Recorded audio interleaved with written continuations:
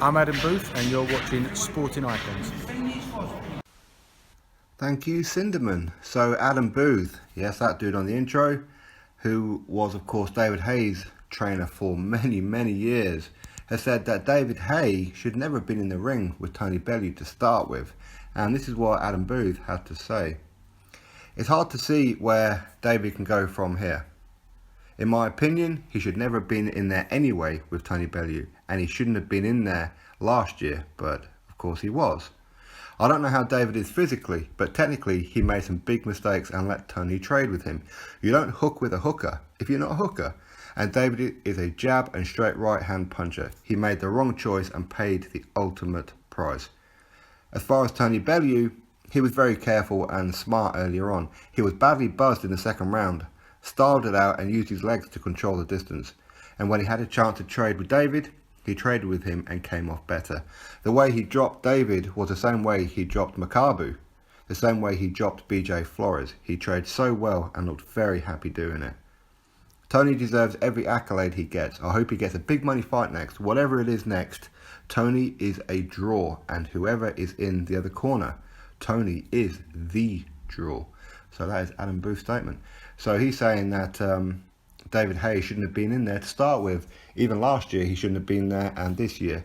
Now of course these guys, after many years of working together, obviously becoming unified cruiserweight world champion, and of course David Haye becoming heavyweight champion.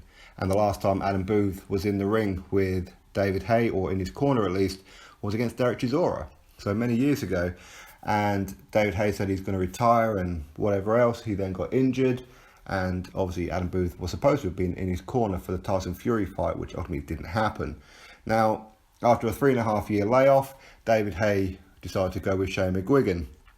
Again, nobody quite knows the reasons why these guys split up, but I think just on this interview here, plus other interviews, it's a case of, I think Adam Booth has told David Haye that you're past it now. You know, you can't compete with these guys anymore. Your body's breaking down. You're just not good enough, basically. And clearly David Haye thought otherwise and wanted some huge paydays. Whereas Adam, I'm presuming that, he cared about David Haye enough to say, look, I'm not going to be in the corner watching you get pummeled. It ain't going to happen. Not for all the money in the world am I going to do that. So they parted company. And things went downhill from there for David Haye. Changed his trainers, changed his routine, changed his gym, changed everything. And with Shane McGuigan was a bit too soft, I think. He let David Haye act like the diva. Now, bear in mind, I was a huge David Haye fan for many years. For many years, I was a big David Haye fan. But the Haymaker 2.0 on his comeback against Mark Demori, forgivable. Because he'd been out of the ring for 3.5 years. But then Arnold Jajai was an absolute travesty, especially when he was selling tickets before he even announced an opponent with a promise of a huge announcement that's going to make all the fans happy. When Shannon Briggs was available, it should have been Shannon Briggs, but ultimately he chose Arnold Jajai, who had never fought outside Switzerland before, and at best was only ever a sparring partner for Tyson Fury once. So again, we knew right away that was one big con. Then David Haye had the ideal opportunity to go for a world title. After these two bum fights, he went in there and became mandatory for the WBO. It seems to become mandatory for WBO and climb the ranks. Very easy if you know those who are involved. Ask Frank Warren about that one. Ask Bob Arum about that one. The WBO seem to be easily swindled, I would presume anyway. Anyway, so David Haye, he's given the opportunity to fight Joseph Parker, or at the time it was a winner of Joseph Parker and Andrew Ruiz Jr. when they were fighting for the WBO vacant title. But ultimately, Joseph Parker won that fight, and David Haye, rather than fight him, he went and chose a big money fight against Tony Bellew. So right away, again, we knew it was money. It was all about a con. But even on those couple of fights before then, most of us who've been watching David Haye for a long time, we could see right away his fighting style had changed. He was wrong. He was not the same guy anymore. We knew that. And against Tony Bellew in the first fight, we could see it, where the fact that, okay, so he tore his Achilles heel, he may have went into the fight injured. I'm pretty sure that's what happened. Too coincidental for it not to have happened, as there was a lot of talk that he hurt his Achilles heel right before the fight. Then when he pulls it in the fight, that's too coincidental, right? So either way, he looked amateurish even before his heel eventually properly went, because he was just throwing haymakers and just throwing big bombs. He didn't know how to box no more. He didn't know how to use his speed, because he had no speed. His hand speed wasn't that good. Nothing was good. He had no coordination. He had no nothing. His fighting stance was wrong. It looked weird. And Tony Bellew made him pay for it, ultimately. And then, of course, the rematch happens after a lot of debunkles about if this rematch is going to happen and whatever else. Eventually it did. It then got postponed and then rescheduled for May the 5th, past weekend. Now, of course, Adam Booth, who knows David Haye better than Adam Booth? Nobody does. So, of course, he's looking at him, and right away, he knew right away that he should not be in there with Tony Bellew. In fact, he shouldn't be in there with anybody, because he's not good enough. His fighting style was still off, even though he trimmed down a bit and said that he feels better than he's ever done before and he's doing things that he could never do before.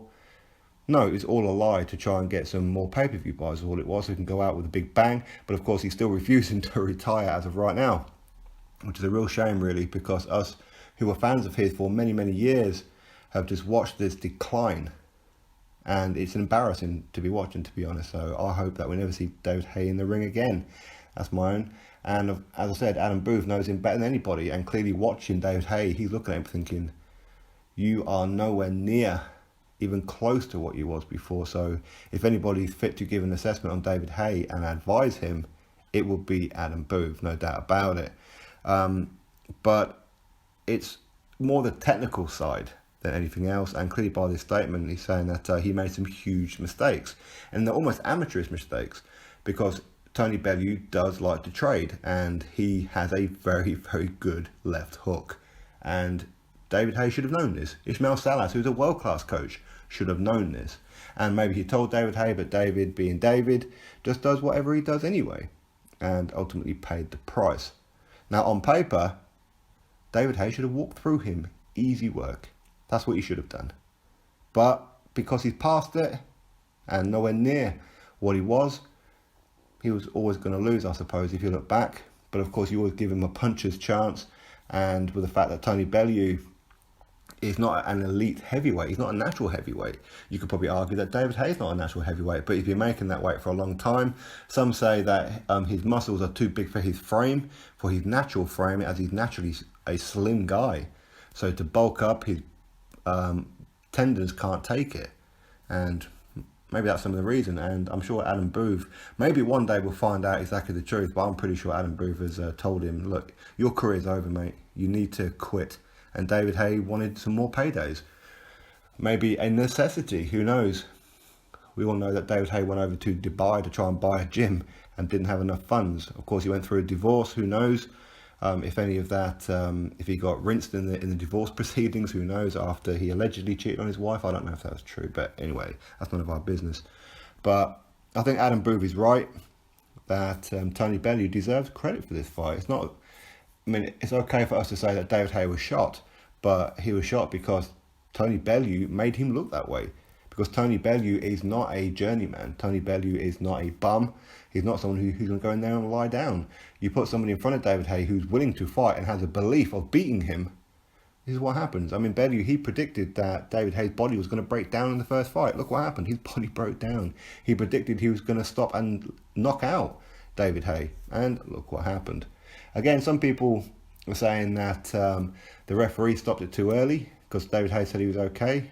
That's just fanboyism, okay? And I understand, because like I said, I was a huge David Haye fan for many, many years. And part of me is hard to let go sometimes when you kind of think, well, maybe he can just get back a little bit of the glimpse of what he used to have. Then we can kind of see some more big fight nights. But time to let him go, really, is the truth. He's not good enough anymore. Adam Booth knows it. Most people know it. In fact, a lot of people knew it before then. I think we all did, but maybe we didn't want to admit it, right? But either way, he looked absolutely terrible. And he looked nervous as well. If you look at him right before the fight, if you get a chance to watch the fight again, look at him in the ring walk. Look at him when the names have been announced. He looked scared. So, either way. That was Adam Booth's statement. So drop your thoughts below. Click that thumbs up. Click that subscribe button. All that good stuff. And I shall catch you all on the next video. See you later.